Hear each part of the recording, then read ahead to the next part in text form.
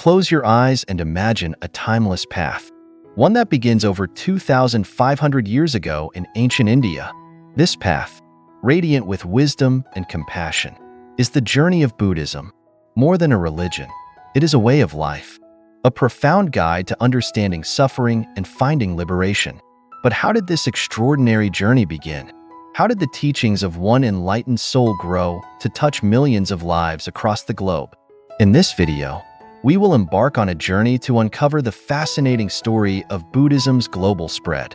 To set the stage, we start in the fertile spiritual landscape of ancient India, a time brimming with philosophical exploration and transformation. It was here that Siddhartha Gautama, a prince-turned-seeker, began his quest for truth and enlightenment. Through his deep insights, he illuminated a path that would transcend cultural and geographical boundaries, a path resonating with the universal human experience. By the end of this series, you will gain a deeper understanding of how Buddhism evolved. It became the multifaceted global tradition we know today. Its timeless teachings, rooted in compassion, mindfulness, and interconnectedness, remain as relevant today as they were millennia ago. And so, our journey begins where it all started, under the shade of the Bodhi tree in ancient India. Join us as we explore the life of Siddhartha Gautama and the profound realizations that would lay the foundation for a spiritual revolution. The birthplace, ancient India.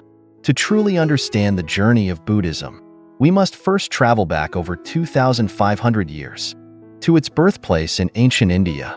This was a time of profound spiritual exploration. Philosophies and teachings emerged to answer life's biggest questions. Amidst this vibrant tapestry of thought, Siddhartha Gautama was born.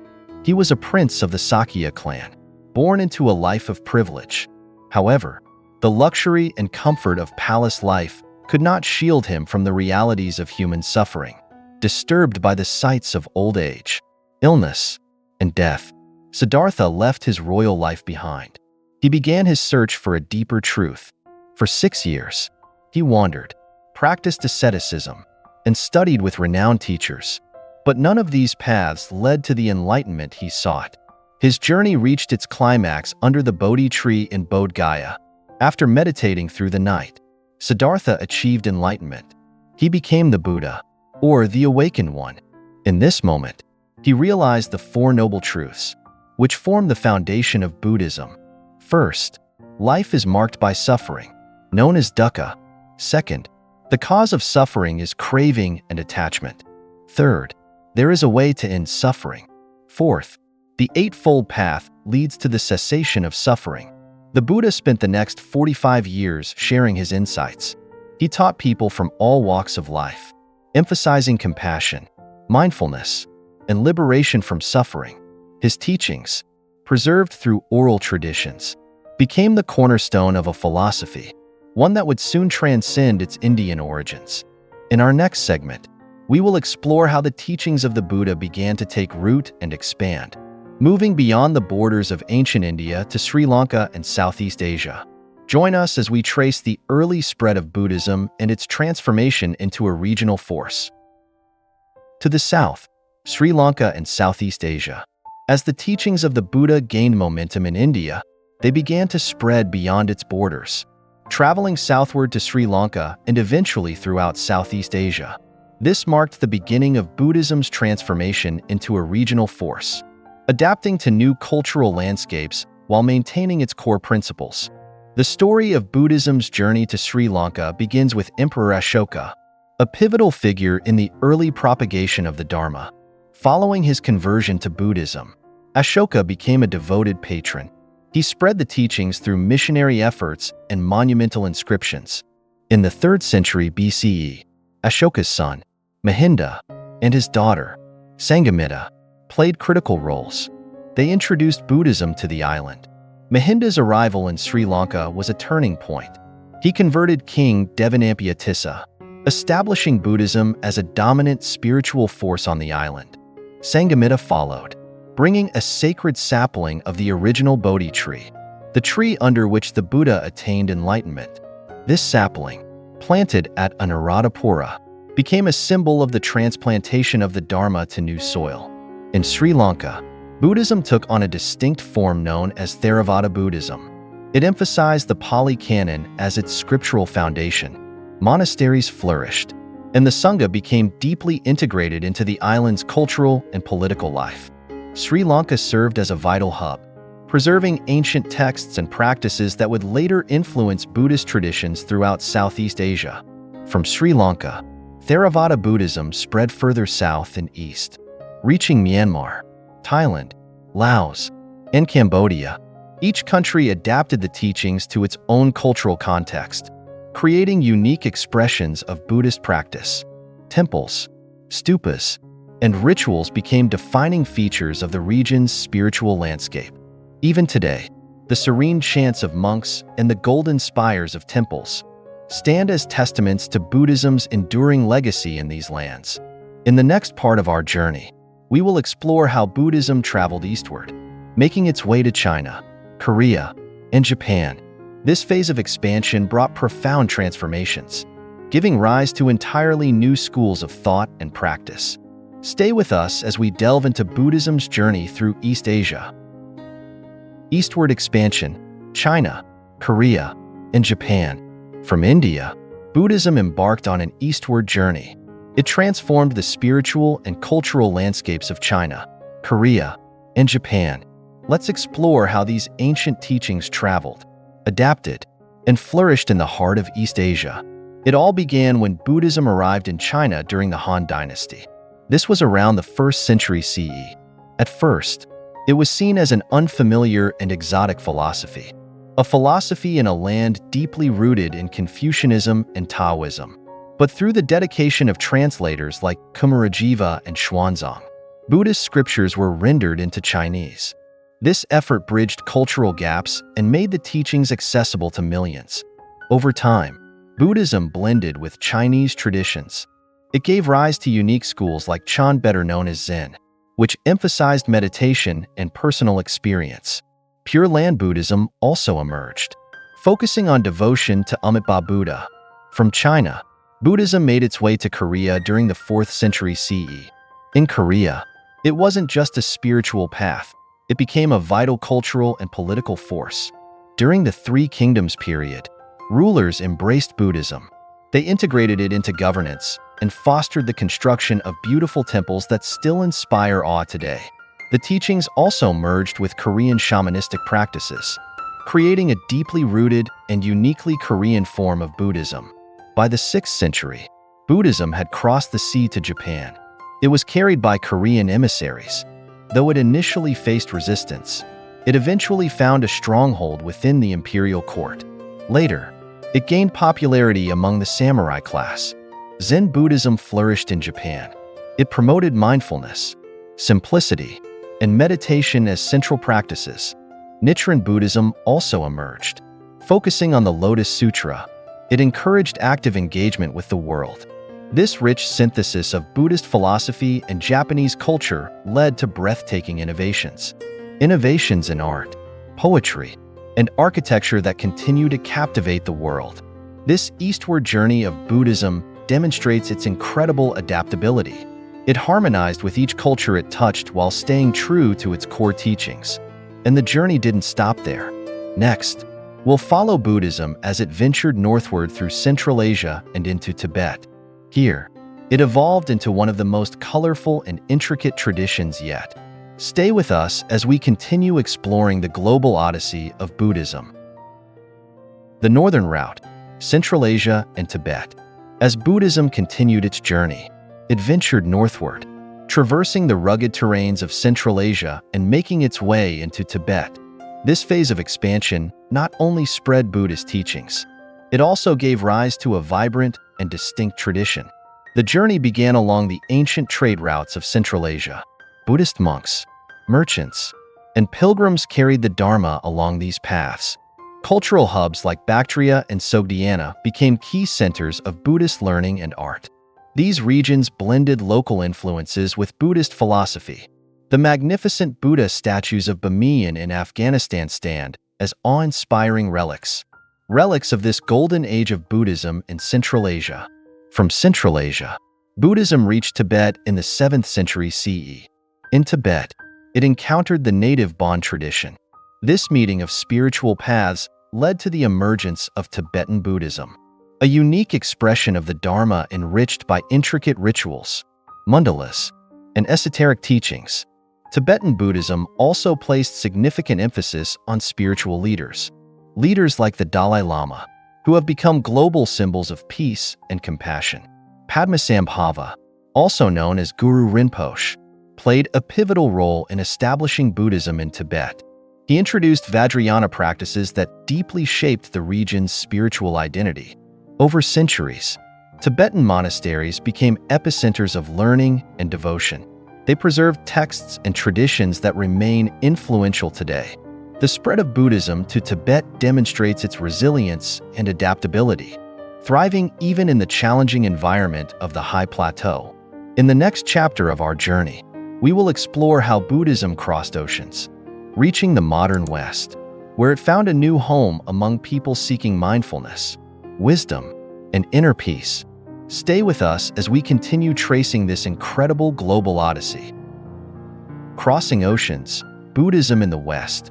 As the world entered the modern era, Buddhism embarked on yet another remarkable journey. This time, it crossed oceans to reach the West. Unlike its previous expansions, this phase was not propelled by conquests or trade routes. It was driven by cultural exchange, intellectual curiosity, and a growing desire for inner peace, a desire fueled by an increasingly fast-paced world. Buddhism first caught the attention of Western scholars in the 19th century. Academics and philosophers were fascinated by its rich texts and profound teachings. Early translations of Buddhist scriptures introduced concepts like mindfulness and enlightenment. These ideas captivated a Western audience eager for alternative perspectives on life and spirituality. The real turning point, however, came in the 20th century. Figures such as Didi Suzuki, a Japanese scholar of Zen Buddhism, played a key role. Suzuki's work popularized Buddhist philosophy in the United States and Europe. He introduced Western audiences to Zen's simplicity and directness. This approach appealed especially to those disillusioned with traditional religious institutions. At the same time, Tibetan Buddhism, led by the charismatic and compassionate Dalai Lama, captivated the world. Forced into exile in 1959, the Dalai Lama brought global attention to the plight of Tibet. He also shared the wisdom of Tibetan Buddhist teachings. His message of peace, compassion, and universal responsibility resonated deeply with a global audience. The mindfulness movement, inspired by Buddhist meditation practices, took root in the late 20th century. It flourished into the 21st century. Teachers like Thich Nhat Hanh, a Vietnamese Zen master, played a pivotal role. Jon Kabat-Zinn, who adapted mindfulness for secular settings, also contributed significantly. They helped bring meditation and Buddhist principles into mainstream Western culture. Today, mindfulness-based stress reduction, known as MBSR, and other meditation practices are widely recognized. They are valued for their benefits to mental health and well-being. Buddhism's journey to the West is a story of adaptation and relevance. It offers timeless wisdom for modern challenges. Buddhism provides tools to navigate the stresses of contemporary life. It fosters compassion and interconnectedness. As we reflect on this phase of Buddhism's expansion, it becomes clear that the Dharma is not confined by geography or culture. It continues to evolve, offering guidance and inspiration to anyone seeking a path to inner peace. Next, we will explore how Buddhism has become a global phenomenon. It transcends borders and unites people from diverse backgrounds under its universal teachings. Stay with us as we uncover the enduring legacy of this ancient tradition. A global phenomenon. Today, Buddhism stands as a truly global phenomenon. It transcends geographical, cultural, and linguistic boundaries. Its teachings have resonated with millions around the world, not only as a spiritual path, but also as a practical guide for living a meaningful life. How has this ancient tradition managed to adapt and thrive in the modern world, while remaining true to its core principles? Buddhism's universal appeal lies in its timeless wisdom. At its heart are teachings that address the fundamental human experience: suffering, impermanence, and the quest for happiness. These truths are not bound by any one culture, making Buddhism a philosophy that speaks to the shared struggles and aspirations of humanity. In the East, countries like Thailand, Sri Lanka, Japan, and Tibet continue to serve as strongholds of traditional Buddhist practice. They preserve rituals, texts, and monastic traditions. Festivals such as Vesak celebrate the Buddha's birth, enlightenment, and passing. These events bring communities together to honor the Dharma and reflect on its enduring relevance. In the West, Buddhism has become deeply embedded in contemporary culture. Meditation centers, yoga studios, and mindfulness retreats attract millions. People seek solace from the stresses of modern life. The fusion of Buddhist principles with modern psychology demonstrates its adaptability. Practices like mindfulness-based stress reduction, or MBSR, show how the teachings fit into new contexts. Buddhist-inspired social movements have also gained momentum worldwide. Activists like Thich Nhat Hanh have pioneered engaged Buddhism. This applies Buddhist principles to address pressing social and environmental issues. From promoting nonviolence to fostering sustainable living, these initiatives show how Buddhism continues to inspire positive change. Technology has further accelerated Buddhism's global reach. Online platforms, apps, and digital communities connect practitioners from around the world. They offer resources like guided meditations, virtual retreats, and teachings from renowned masters. This digital age of Buddhism has made the Dharma more accessible than ever, breaking down barriers of time and space. As we look around the world today, it's clear that Buddhism is more than an ancient tradition. It is a living, breathing philosophy that evolves alongside humanity. Its teachings remain as relevant as ever. They provide tools for self-discovery, compassion, and inner peace in an increasingly interconnected world. In our final chapter, we'll explore how Buddhism offers profound insights into happiness and suffering, helping individuals navigate life's challenges while finding meaning and joy. Join us as we uncover how the Dharma continues to illuminate the path to a fulfilled life. Buddhism and happiness in life. In our final chapter, let us explore one of the most profound gifts of Buddhism, the insight it offers into happiness and suffering. At its core, Buddhism teaches us that true happiness is not found in material possessions, nor is it found in fleeting pleasures. Instead, it lies in understanding the nature of our minds and the world around us. The Buddhist teachings on the Four Noble Truths provide a clear framework for addressing suffering and finding peace. The first truth acknowledges that suffering is an inherent part of life. Whether it's physical pain, emotional distress, or the dissatisfaction that arises from impermanence. The second truth reveals the cause of suffering, our cravings and attachments, which bind us to a cycle of dissatisfaction. The third truth brings hope. It teaches that suffering can be overcome. By letting go of attachment and cultivating mindfulness and wisdom, we can experience true liberation. The fourth truth, the Eightfold Path, offers practical steps to achieve this liberation. It's a guide to living ethically, developing mental clarity, and nurturing compassion. In today's fast-paced world, these teachings remain profoundly relevant. Mindfulness, a cornerstone of Buddhist practice, has become a powerful tool, a tool for managing stress and anxiety. By being present in the moment and observing our thoughts and emotions without judgment, we can break free from habitual patterns of suffering and find inner peace. Buddhism also challenges us to redefine happiness. Instead of chasing external rewards, it encourages us to cultivate qualities like gratitude, generosity, and loving kindness. These practices not only enrich our own lives, they also strengthen our connections with others, creating a ripple effect of positivity. Furthermore, the Buddhist perspective on impermanence reminds us to cherish each moment. By accepting that all things are transient, we can let go of fear and attachment, embracing life with an open heart. This shift in perspective transforms challenges into opportunities for growth. It deepens our appreciation for the beauty of existence. As we conclude this journey through Buddhism's global spread and its teachings, let us reflect on its enduring message. Happiness is not a destination but a way of being. Through mindfulness, compassion, and self-awareness, each of us has the power to cultivate peace and joy, no matter the circumstances. Thank you for joining us on this exploration of Buddhism's timeless wisdom. May these teachings inspire you to find clarity, balance, and happiness in your own life. And remember, this journey is just the beginning. Stay curious, keep exploring, and let the Dharma illuminate your path.